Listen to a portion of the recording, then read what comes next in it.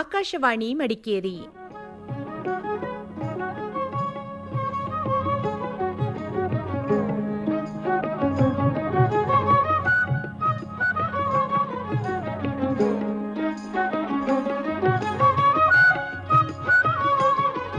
ಕಾರ್ಯಕ್ರಮ ಮಹಿಳಾ ಲೋಕ.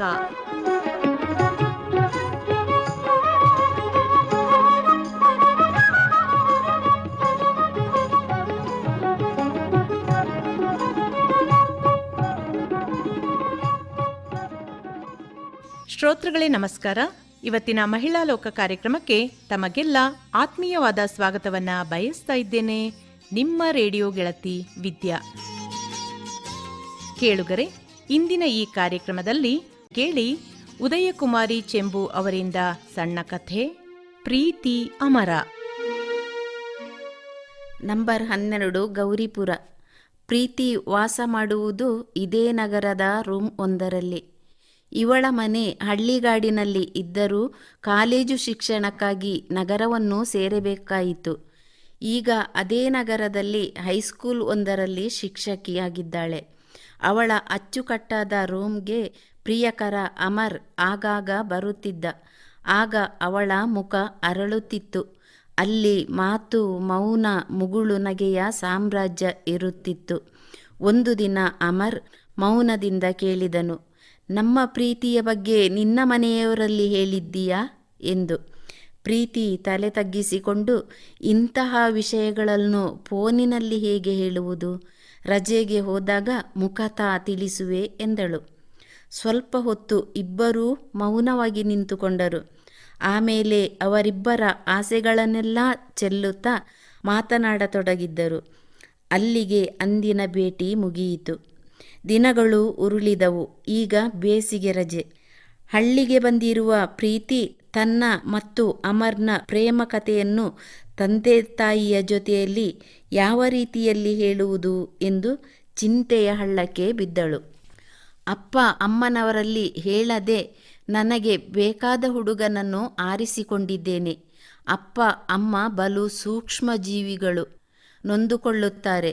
ಸಂಬಂಧಗಳನ್ನು ಗೌರವಿಸುವ ಮತ್ತು ಸ್ತ್ರೀಯರನ್ನು ತಾಯಿಯಂತೆ ಪೂಜಿಸುವ ನನ್ನ ತಂದೆ ಎಂದಿಗೂ ನನ್ನನ್ನು ಆ ಮನೆಗೆ ಕೊಡಲಾರರು.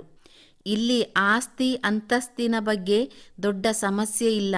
ನಿಜವಾದ ಸಮಸ್ಯೆ ಅವನ ಜಾತಿ ಬಗ್ಗೆ. ಹಾಗಂತ ಇದಕ್ಕೆ ಅವನೇನು ಕಾರಣನಲ್ಲ. ಒಂದು ವೇಳೆ ಸ್ನೇಹಿತರನ್ನು ಆಯ್ಕೆ ಮಾಡಿಕೊಳ್ಳುವ ಅವಕಾಶ ಇದೆ. ಆದರೆ ತಂದೆ ತಾಯಿಗಳನ್ನು ಆಯ್ಕೆ ಮಾಡಿಕೊಳ್ಳುವ ಅವಕಾಶ ಯಾರಿಗಿದೆ ಹೇಳಿ? ಅಮರ್ ಬಸಪ್ಪನವರ ಮಗನಾಗಿ ಹುಟ್ಟಿದ್ದರಲ್ಲಿ ತಪ್ಪೇನಿದೆ? ಅವನಲ್ಲದ ತಪ್ಪಿಗೆ ಆತನನ್ನು ನಾನು ಯಾಕೆ ದೂರ ಮಾಡಿಕೊಳ್ಳಬೇಕು? ಪ್ರತಿಯೊಬ್ಬರಲ್ಲೂ ಯಾರಲ್ಲೂ ಹೇಳಿಕೊಳ್ಳಲು ಆಗದ ಕೆಲವು ಸಮಸ್ಯೆಗಳು ಇರುತ್ತದೆ. ಹಾಗೆ ನೋಡಿದರೆ ನಾನು ಮಾಡಿದ್ದು ತೀರಾ ಸಣ್ಣ ತಪ್ಪು. ಪ್ರೀತಿ ಅವಳ ಮನಸ್ಸನ್ನು ಅವಳೇ ಗಟ್ಟಿಯಾಗಿಸಿದಳು. ಈಗಾಗಲೇ ತಂದೆ ನರಸಿಂಹರಾಯರು ಮಗಳಿಗೆ ತಕ್ಕ ಬಲು ರೂಪವಂತ ವರನನ್ನು ಆರಿಸಿಬಿಟ್ಟಿದ್ದರು. ಆತ ಶ್ರೀಮಂತ ಮನೆತನದವನು, ವಿದ್ಯಾವಂತನೂ ಆಗಿದ್ದ. ಒಂದು ದಿನ ಮನೆಯ ಮುಂದಿನ ಮರದ ರೆಂಬೆಗೆ ಕಟ್ಟಿದ ಉಯ್ಯಾಲೆಯಲ್ಲಿ ಅಪ್ಪ ನರಸಿಂಹರಾಯರು ಉಲ್ಲಾಸದಿಂದ ಕುಳಿತಿದ್ದರು. ಮಗಳು ಮಂಕಾಗಿ ಮೌನವನ್ನು ಮುರಿಯುತ್ತಾ ತಲೆ ತಗ್ಗಿಸಿ ಮಾತನಾಡಿದಳು, ಅಪ್ಪ, ನನ್ನನ್ನು ಕ್ಷಮಿಸಬೇಕು ಎಂದು.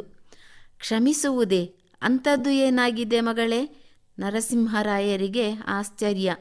ಮೌನವಾಗಿ ಹೇಳಿದಳು, ಆ ಹುಡುಗ ನನಗೆ ಒಪ್ಪಿಗೆ ಇಲ್ಲ ಎಂದು. ನರಸಿಂಹರಾಯರು ವಿಚಲಿತರಾದರು. ಶಾಂತವಾಗಿಯೇ ಕೇಳಿದರು, ಯಾಕೆ ಮಗಳೇ ಒಪ್ಪಿಗೆ ಇಲ್ಲ? ಯಾಕೆಂದರೆ ನಾನು ಅವನನ್ನು ಪ್ರೀತಿಸಿಯೇ ಇಲ್ಲ. ಪ್ರೀತಿ ತಡವರಿಸಿದಳು. ಮಗಳೇ, ನೀನು ಅವನನ್ನು ಪ್ರೀತಿಸಿದ್ದೀಯಾ ಎಂದು ಯಾರು ಹೇಳಿದರು? ಮೊದಲು ಮದುವೆ ಆಗು, ಆಮೇಲೆ ಪ್ರೀತಿ ತಾನಾಗಿಯೇ ಬರುತ್ತದೆ ಎಂದರು. ಇಲ್ಲ ಅಪ್ಪ, ಈಗ ಎಲ್ಲ ಬದಲಾಗಿದೆ. ಮೊದಲು ಪ್ರೀತಿ, ಆಮೇಲೆ ಮದುವೆ. ನನಗೆ ಅವನಲ್ಲಿ ಪ್ರೀತಿ ಇಲ್ಲ, ಅಂದರೆ ಅವನ ಜೊತೆ ಮದುವೆ ಇಲ್ಲ. ನೀವು ಬಯಸುವ ಎಲ್ಲ ಗುಣಗಳು ಅಮರ್ನಲ್ಲಿಯೂ ಇದೆ.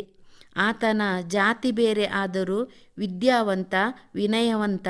ಆತನೂ ನಮ್ಮ ಹೈಸ್ಕೂಲಿನ ಶಿಕ್ಷಕನಾಗಿದ್ದಾನೆ. ಪ್ರೀತಿ ಅವಳ ಆಯ್ಕೆಯನ್ನು ನಿಧಾನವಾಗಿ ತಿಳಿಸಿದ್ದಳು. ಜಾತಿಯ ವಿಷಯ ಹೇಳಿದಾಕ್ಷಣ ನರಸಿಂಹರಾಯರ ತಲೆ ಕೆಟ್ಟು ಹೋಯಿತು. ಏನು, ಜಾತಿ ಬೇರೆಯೇ? ಆತನನ್ನು ಮದುವೆ ಆಗುವುದೇ? ಹಾಗಾದರೆ ನಮ್ಮ ಮನೆತನದ ಗೌರವ ಏನು? ನರಸಿಂಹರಾಯರ ಮುಖವೆಲ್ಲ ಕೆಂಪಾಗಿ ಹೋಯಿತು. ಇದುವರೆಗೂ ತಲಾಂತರಗಳಿಂದ ಯಾರೂ ಬೇರೆ ಜಾತಿಯ ಸಂಬಂಧವನ್ನು ಆರಿಸಿಕೊಳ್ಳಲಿಲ್ಲ. ನಮ್ಮ ಸಂಪ್ರದಾಯವನ್ನು ಮುರಿದು ಹೊಸ ಸಂಪ್ರದಾಯ ಬೆಳೆಸುವುದೇ? ಹಾಗಾದರೆ ನಮ್ಮ ಜನರ ಮಧ್ಯೆ ತಲೆ ಎತ್ತಿ ಬಾಳುವುದು ಹೇಗೆ? ಮುದ್ದಿನ ಮಗಳು ಕೈಬಿಟ್ಟು ಹೋದಳೆಂದು ನರಸಿಂಹರಾಯರು ದಿಗ್ಭ್ರಮೆಗೊಂಡರು. ಮರು ಮಾತನಾಡದೆ ತಮ್ಮ ಕೋಣೆಯನ್ನು ಸೇರಿಕೊಂಡರು. ಮರುದಿವಸ ಪ್ರೀತಿಯನ್ನು ಕಾಲೇಜಿಗೆ ಹೋಗುವುದು ಬೇಡವೆಂದು ಯಾರೂ ತಡೆಯಲಿಲ್ಲ. ಅವಳಿಗೆ ವಿಶ್ರಾಂತಿ ಬೇಕಿತ್ತು, ದೇಹಕ್ಕಲ್ಲ, ಬಳಲಿ ಬೆಂಡಾದ ಮನಸ್ಸಿಗೆ. ನರಸಿಂಹರಾಯರು ಅವರ ಕೆಲಸದ ಮೇಲೆ ಹೊರಗೆ ಹೋಗಲು ಹೊರಟು ನಿಂತವರು ಪ್ರೀತಿಯನ್ನು ಕಾಲೇಜಿಗೆ ಕಳಿಸುವುದೇ ಬೇಡವೇ ಎಂದು ಹೆಂಡತಿ ಶಾರದಮ್ಮನವರ ಬಳಿಯಲ್ಲಿ ವಿಚಾರಿಸುತ್ತಿದ್ದುದು ಪ್ರೀತಿಯ ಕಿವಿಗೆ ಬಿದ್ದಿತು. ಮಕ್ಕಳು ತಪ್ಪು ದಾರಿ ತುಳಿಯುತ್ತಿದ್ದಾರೆ ಎಂದು ಗೊತ್ತಾದಾಗ ಅವರ ತಪ್ಪನ್ನು ಬುದ್ಧಿ ಹೇಳಿ ತಿದ್ದುವುದು ತಂದೆ ತಾಯಿಗಳಾದ ನಮ್ಮ ಕರ್ತವ್ಯ. ಹಾಗಂತ ಹೊಡೆದು ಬಡೆದು ಕೋಣೆಯಲ್ಲಿ ಕೂಡಿ ಹಾಕಿ ದಂಡಿಸುವುದರಿಂದ ಏನೂ ಪ್ರಯೋಜನ ಇಲ್ಲ. ಯಾಕೆ ಗೊತ್ತಾ? ಮಗಳು ಆತನ ಸ್ನೇಹ ಮಾಡಿರುವುದು ತಪ್ಪು ಅನ್ನುವುದು ನಮ್ಮ ಅಭಿಪ್ರಾಯ. ಆದರೆ ಅವಳ ದೃಷ್ಟಿಯಲ್ಲಿ ಅದು ತಪ್ಪೇ ಅಲ್ಲ. ಹಾಗಾಗಿ ಅವಳನ್ನು ನಾವು ತಡೆಯುವುದು ಅವಳ ಮೇಲೆ ಮಾಡುತ್ತಿರುವ ದೌರ್ಜನ್ಯ ಅಂತ ಅನ್ನಿಸುತ್ತದೆ ಹೊರತು ಅವಳ ಮನಸ್ಥಿತಿಯಲ್ಲಿ ಬದಲಾವಣೆ ಆಗುವುದಿಲ್ಲ. ಅವಳನ್ನು ತಡೆಯಬೇಡಿ. ಜೀವನ ಅವಳದ್ದು. ಅವಳ ನಿರ್ಧಾರವನ್ನು ಮುರಿಯಬೇಡಿ. ಒಂದು ವೇಳೆ ನಾವು ಹಾಗೆ ಮಾಡಿದರೆ ಮುಂದೆ ಒಂದು ದಿನ ನಮ್ಮ ಮಗಳನ್ನು ನಾವು ಕಳೆದುಕೊಳ್ಳುವಂತಹ ಪರಿಸ್ಥಿತಿ ಬರಬಹುದು. ಮದುವೆ ಆಗಲಿ ಬಿಡಿ. ಈಗಿನ ಸಮಾಜಕ್ಕೂ ಅಂದಿನ ಸಮಾಜಕ್ಕೂ ತುಂಬ ವ್ಯತ್ಯಾಸಗಳು ಇರುತ್ತದೆ. ಯೋಚನೆ ಮಾಡಿ ನಿರ್ಧಾರಕ್ಕೆ ಬಂದಿದ್ದಾಳೆ ಅಂದ ಮೇಲೆ ಅದನ್ನು ನಾವು ತಿರಸ್ಕರಿಸುವುದು ಒಳ್ಳೆಯದಲ್ಲ. ಶಾರದಮ್ಮ ಗಂಡನನ್ನು ಸಮಾಧಾನಪಡಿಸುತ್ತಿದ್ದರು. ನರಸಿಂಹರಾಯರು ಕೆಲಸದ ಮೇಲೆ ಹೋಗಿಯೇ ಬಿಟ್ಟರು. ಶಾರದಮ್ಮ ಕಾಲೇಜಿಗೆ ಹೋಗುವಂತೆ ಮಗಳಿಗೆ ಸೂಚಿಸಿದರು. ತಲೆನೋವಿನ ನೆಪವೊಡ್ಡಿ ಮನೆಯಲ್ಲಿಯೇ ಉಳಿದುಕೊಂಡ ಪ್ರೀತಿ ಚಕ್ರವ್ಯೂಹದ ಒಳಗೆ ಸಿಲುಕಿ ಅದರಿಂದ ಹೊರಬರುವ ದಾರಿ ಗೊತ್ತಾಗದೆ ಸಹಜವಾಗಿಯೇ ಹೆದರಿಕೊಂಡಿದ್ದಳು. ಪ್ರೀತಿಯ ಮೊಬೈಲು ಸರಾಗವಾಗಿ ಸದ್ದು ಮಾಡುತ್ತಲೇ ಇತ್ತು. ಅದು ಅಮರ್ನ ಕರೆ ಎಂದು ಗೊತ್ತಾದ ತಕ್ಷಣ ಕರೆಯನ್ನು ಸ್ವೀಕರಿಸುವ ಪ್ರಯತ್ನ ಮಾಡಲಿಲ್ಲ. ಅಮರ್ ತೀವ್ರ ಮಾನಸಿಕ ಒತ್ತಡಕ್ಕೆ ಒಳಗಾಗಿದ್ದ. ಪ್ರೀತಿಯ ಜೊತೆ ಮಾತನಾಡದೆ ಅವಳನ್ನು ನೋಡದೆ ಅವನಿಗೆ ಸಮಾಧಾನ ಆಗುತ್ತಿರಲಿಲ್ಲ. ಮರುದಿವಸ ಪ್ರೀತಿ ಕಾಲೇಜಿಗೆ ಹೊರಟಳು. ಮಹಡಿಯ ಮೆಟ್ಟಿಲು ಕಡೆ ಹೆಜ್ಜೆ ಇಡುವ ಮುನ್ನವೇ ಅಮರ್ ಕಾಣಿಸಿಕೊಂಡಿದ್ದ. ಅವನನ್ನು ಕಂಡೊಡನೆ ಸಂತಸ ಹಾಗೂ ಸಂಕಟ ಒಟ್ಟಿಗೆ ಆಗಿತ್ತು. ವಿದ್ಯಾರ್ಥಿನಿಯರ ದೃಷ್ಟಿ ಇವರ ಮೇಲಿತ್ತು. ಇವರ ಇಬ್ಬರ ಸ್ನೇಹ ಹೆಚ್ಚು ಕಡಿಮೆ ಎಲ್ಲರಿಗೂ ತಿಳಿದಿತ್ತು. ಅಮರ್ ಕರೆದಾಗ ಸದ್ದಿಲ್ಲದೆ ಅವನನ್ನು ಹಿಂಬಾಲಿಸಿದಳು. ಪ್ರೀತಿ ಅಮರ್ ಸತಿಪತಿಗಳಾದರು. ವರುಷಗಳು ಉರುಳಿದವು. ಮಗಳು ಮತ್ತು ಮನೆಯವರು ಪ್ರತ್ಯೇಕ ಪ್ರಪಂಚದಲ್ಲಿದ್ದರು. ಆ ಅವಧಿಯಲ್ಲಿ ಪ್ರೀತಿ ತನ್ನ ಮನೆಯವರಿಗೆ ಫೋನ್ ಮಾಡುತ್ತಿದ್ದಳು. ಅದಕ್ಕೆಲ್ಲ ನಿಷ್ಠೂರದ ಮಾತುಗಳೇ ಬರುತ್ತಿದ್ದವು. ಕೊನೆಯ ಕರೆಯನ್ನು ಸ್ವೀಕರಿಸಿದ ನರಸಿಂಹರಾಯರು, ನಮ್ಮ ನೋವು ನಿನಗೆ ಅರ್ಥ ಆಗುವುದಿಲ್ಲವೇ? ಯಾಕೆಂದರೆ ಅಷ್ಟಕ್ಕೂ ನೀನು ನಮಗೆ ಏನಾಗಬೇಕಿದೆ? ಹೌದು ತಾನೆ? ಅಪ್ಪನಿಂದ ಬಂದ ಉತ್ತರವನ್ನು ಕೇಳಿಸಿಕೊಂಡಿದ್ದ ಪ್ರೀತಿ ಮುಖ ಮುಚ್ಚಿಕೊಂಡು ಅತ್ತಳು. ಅಮರ್ ಆಕೆಯನ್ನು ಸಂತೈಸಿದ. ಅವರ ಮಾತಿನಲ್ಲಿ ತಪ್ಪು ಇಲ್ಲ. ಅವರು ನಿಜಕ್ಕೂ ಮೃದು ಮನಸ್ಸಿನವರು. ಅವರ ಕೋಪ ಇಳಿಯಲಿ, ಆಮೇಲೆ ನಮ್ಮನ್ನು ಹರಸುತ್ತಾರೆ. ತಾಳು, ಆ ದಿನ ಬಂದೇ ಬರುತ್ತದೆ. ಆಕೆಯನ್ನು ಸಮಾಧಾನಪಡಿಸಿದ್ದ.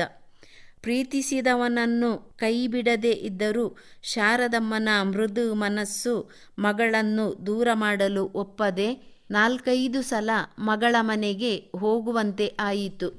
ಮೊಮ್ಮಕ್ಕಳು ತಮ್ಮ ಅಜ್ಜಿಯ ಜೊತೆಯಲ್ಲಿ ಅಜ್ಜ ಎಲ್ಲಿ ಎಂದು ಕೇಳುತ್ತಿದ್ದರು.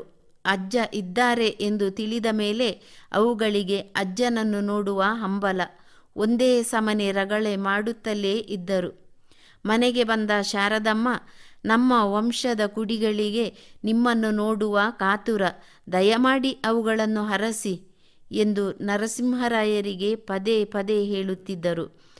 ಈಗ ನರಸಿಂಹರಾಯರು ಯಾವುದನ್ನು ಒಪ್ಪುವುದು, ಯಾವುದನ್ನು ಬಿಡುವುದು ಎಂದು ಯೋಚನೆಗೆ ಬಿದ್ದರು. ಹೌದು, ನಮ್ಮ ಮನೆತನ ದೊಡ್ಡದು ಅಂದ ಮಾತ್ರಕ್ಕೆ ಮಗಳನ್ನು ದೂರ ಮಾಡುವುದೇ?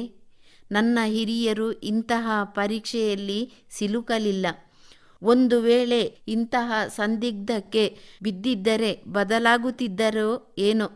ನರಸಿಂಹರಾಯರು ಅವರ ಹಿಂದಿನ ನಿರ್ಧಾರಗಳನ್ನೆಲ್ಲ ಬದಿಗಿಟ್ಟು ಮೊಮ್ಮಕ್ಕಳ ಆಸೆಯನ್ನು ಪೂರೈಸುವುದಕ್ಕಾಗಿ ಮಗಳ ಮನೆ ಕಡೆ ಹೆಜ್ಜೆ ಇಟ್ಟರು. ಮಕ್ಕಳನ್ನು ಮುದ್ದಾಡಿದ ನರಸಿಂಹರಾಯರು, ನಿಮ್ಮ ಪ್ರೀತಿ ಅಮರವಾಗಿ ಇರಲೆಂದು ಮಗಳು ಅಳಿಯನನ್ನು ಹರಸಿದರು. ಇದುವರೆಗೆ ಉದಯಕುಮಾರಿ ಚೆಂಬು ಅವರಿಂದ ಪ್ರೀತಿ ಅಮರ ಸಣ್ಣ ಕಥೆ ಕೇಳಿದಿರಿ. ಇಲ್ಲಿಗೆ ಇವತ್ತಿನ ಮಹಿಳಾ ಲೋಕ ಮುಗಿಯಿತು. ಕಾರ್ಯಕ್ರಮ ನಿರ್ವಹಣೆ PM ಜಗದೀಶ್. ಮುಂದಿನ ಮಹಿಳಾ ಲೋಕದಲ್ಲಿ ಮತ್ತೆ ನಿಮ್ಮ ಭೇಟಿ ಶ್ರೋತೃಗಳೇ. ಅದುವರೆಗೆ ಎಲ್ರಿಗೂ ನಮಸ್ಕಾರ.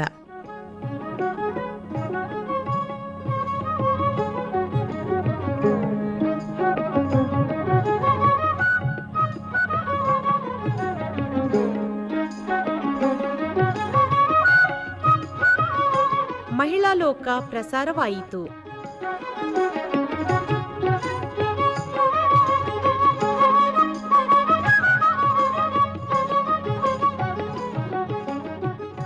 ಈ ಕಾರ್ಯಕ್ರಮ ಆಕಾಶವಾಣಿ ಮಡಿಕೇರಿ ಕೇಂದ್ರದಿಂದ ಮೂಡಿಬಂತು.